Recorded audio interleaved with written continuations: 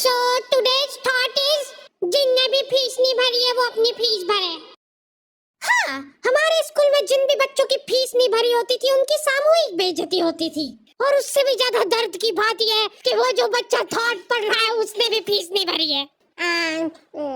School वालों ने intentionally उसको वो थॉट दिया था ताकि उसकी अंतरात्मा भी बेइज्जत फील करे।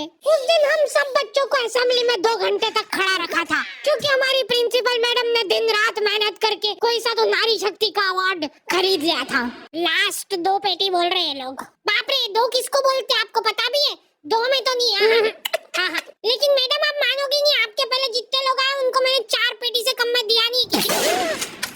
चलो उठा लो इसको। अरे उसको नहीं, लाश को। ठीक है।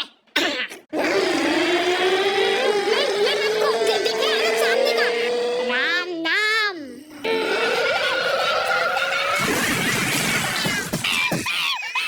उस दिन हमारे स्कूल में अवार्ड के सेलिब्रेशन के लिए अलग तैयारियां चल रही थी। तो और मतलब पढ़ाई लिखाई कैसी चल रही है अपने फिर? हैं? कुछ हेल्प वगैरह लगेगी क्या? मैम का स्केच? हाँ, डी को बोला तो था। मैं स्कूल में स्केचेस का धंधा करता था। 100 रुपए प्रति स्केच और लड़कियों का फ्री में। मैंने एक बार चमेली का स्केच बनाया था। उसने बनाने का बोला नहीं था, मैं खुद से बना के ले गया था। वो देख के वो एकदम इम्प्रेस हो गई और उसने जाके अपने बंदे को दिखा दिया। ये देखो हाइडी ने बनाया, कितना अच्छा बनाया यार, हूबहू लग रही हूँ मैं एकदम। उसका बंदा राजेश और उसके साथ 2-4 लौंडे लपाड़े और। बहुत स्केच बनाना आ रहा है तेरे को आजकल, हमारा भी बना दे कभी। अरे भाई पर हुआ क्या?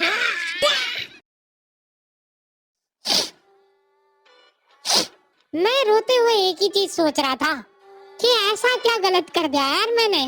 सिर्फ आई लव यू चमेली तो लिखा था मैंने।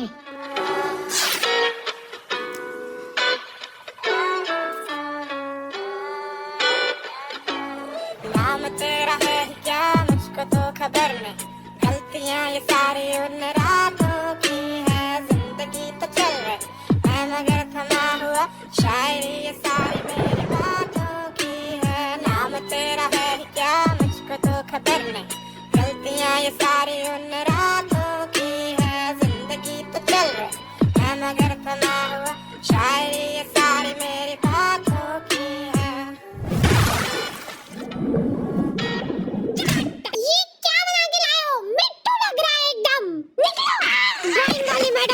प्रिंसिपल मैडम का स्केच बनाने का बोला था और मैं अपनी जिंदगी का सबसे वाहियात स्केच बना के ले गया क्योंकि फ्री में बनवा रहे थे मेरे से। मैम अब फ्री में तो ऐसा ही मिला। असेंबली ग्राउंड में सारे कैदियों को हाइट वाइज खड़ा करा जाता था और जो भी बच्चा प्रेयर के बीच में आंखें खोलता था या हिलाडुली करता था पसीना पोंछ रहा था वो बेचारा। प्रेयर खत्म होने के बाद हमारे आसपास लाशें पड़ी होती थी। असेंबली से क्लास तक का फासला बहुत कठिन होता था कुछ बच्चों के लिए। रुक इधर, तेल क्यों नहीं डाला? सर वो मेरे घर पे जो कोई भी तेल लगा के नहीं आता था उसको घसीट के काल कोठरी में फेंक देते थे और वहीं पे 25 लीटर वाली सोयाबीन तेल की केन उसके ऊपर ढोल देते थे। बेचारे बच्चे फिर भी जैसे तैसे अपने क्लासरूम तक पहुंच रहे हैं और वहाँ पे टीचर के आते पता ही नहीं है। उनकी अलग मीटिंगें चल रही है ऑफिस में। अच्छा चलो बताओ कि अपन इन बच्चों को और किस तरीके से लूट सकते हैं। मेरे पास एक आइडिया है। देखो अपन क्या है कि एक प्रोजेक्टर लगवाते हैं एक ही क्लास में। क्या है, देखो क्लास में कोई संभालने वाला नहीं होता है तो ये अपने जंगली पने पे उतर ही आते हैं। लोहे की स्केल से बेंचें रगड़ रहे हैं, मिस्त्री फेल हो जाए इनके सामने, ऐसा फिनिशिंग वाला काम करते थे। लेकिन इनके जंगली पने यहीं पे खत्म नहीं हो रहे। 2 लौंडे उठे और उन्होंने उनकी बेंच उठा के खिड़की से बाहर फेंक दी। अब उनको देख के बाकी बच्चे भी क्लास का सारा सामान उठा के खिड़की से बाहर फेंक रहे हैं। और क्यों कर रहे हैं ये सब वो इनको खुद को नहीं पता है। मैम शायद बाहर छोड़ो, इधर ध्यान दो ना आप। तो अपन ये जो प्रोजेक्टर लगवाएंगे इसको अपन नाम देंगे स्मार्ट क्लास और उसकी अपन लेंगे अलग से फीस। ठीक है, पर कभी किसी बच्चे ने नहीं दी तो? अरे भूषण जी, फीस पेरेंट्स देते हैं, बच्चे नहीं। 1 हफ्ते में 1 पीरियड लगता था स्मार्ट क्लास का, जो बच्चों को स्मार्ट बनाने के लिए काफी था। पॉपकॉर्न लाया था ना तो आज? हाँ, खोल खोल टिफिन। मूवी चलेगी अभी मूवी। ये लोग ऐसे बैठे कि अभी लड़की आके मुजरा करेगी इनके सामने। जिन भी बच्चों ने वो एक्स्ट्रा फीस नहीं भरी होती थी उनको वो 1 मिनट के लिए क्लास के बाहर जाना पड़ता था। ये सब हरकतों में 10-15 मिनट निकल जाते थे। उसके बाद टीचर आके जैसे ही प्रोजेक्टर चालू कर रही है उसकी आधी स्क्रीन जने का सीलिंग पे ही चढ़ रही है।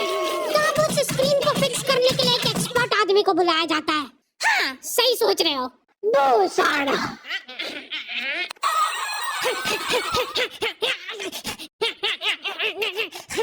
जो बेंच पे चढ़ के उस स्क्रीन को सेट करता है। और जैसे ही प्रोजेक्टर चालू होता था पीरियड ओवर हो जाता था और जो गरीब बच्चे बाहर खड़े थे उनमें से गलती से एक ने क्लासरूम में झांक लिया। क्या देखा तूने? है क्या देखा? मैम कुछ नहीं, बस एक लाइट जलती हुई दिख रही थी मेरे को। 10 रुपए लगेंगे तूने जो 1 सेकंड देखा है उसके। ये सुविधा के कारण हमारे स्कूल के बच्चे इतना स्मार्ट बन गए थे ना, एक बार एक बच्चे को गुस्सा आया तो वो प्रोजेक्टर की डिस्प्ले केबल उखाड़ के ले गया घर। और अफसोस उस दिन के बाद कोई भी बच्चा स्मार्ट नहीं बन पाया। मैम जल्दी चलो, ऊपर एक केस हो गया। हमारे स्कूल में आए दिन कुछ न कुछ केस होते रहते थे, लेकिन ये केस थोड़ा पेचीदा था। हमारी क्लास के किसी बच्चे ने लव लेटर लिखा था चमेली को और वो लग गया टीचर के हाथ। तो ये अब केस बन चुका है पूरे स्कूल का। सारे टीचर लोग अपने काम धाम छोड़ के उस मुजरिम को पकड़ने में लग गए। जो टीचर लीव लेके छुट्टी मनाने गए थे वो आगे रास्ते से पलट के आ गए थे।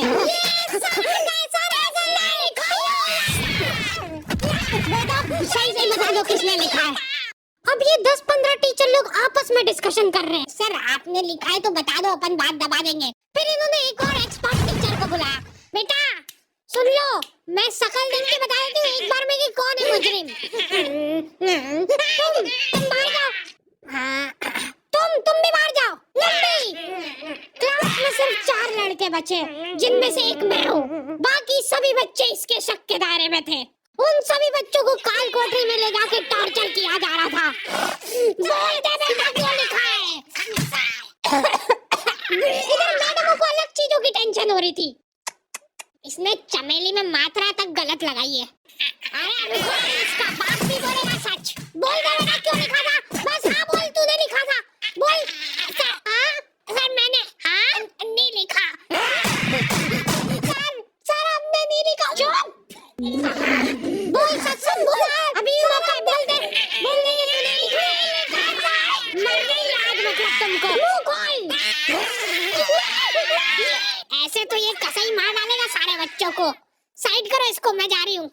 अरे मैम सबने सच बोल दिया है। इन सभी ने मिलके लिखा है।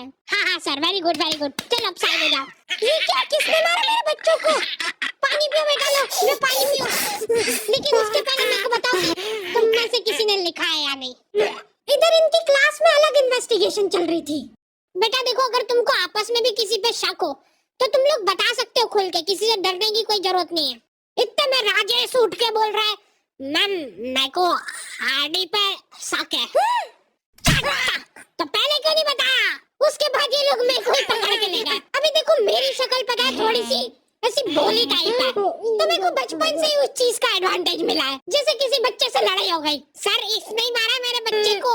नहीं ये नहीं मार सकता यार, इसको जरूर किसी ने फंसाया है।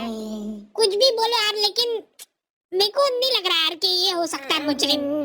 बेटा सच बताओ तुमको किसने फंसाया है? बेटा देखो, अगर किसी ने तुमको फंसाया है तो उसका नाम बताओ। डरो मत, घबराओ मत, सिर्फ नाम बताओ। बेटा डरने की बिल्कुल बात नहीं है।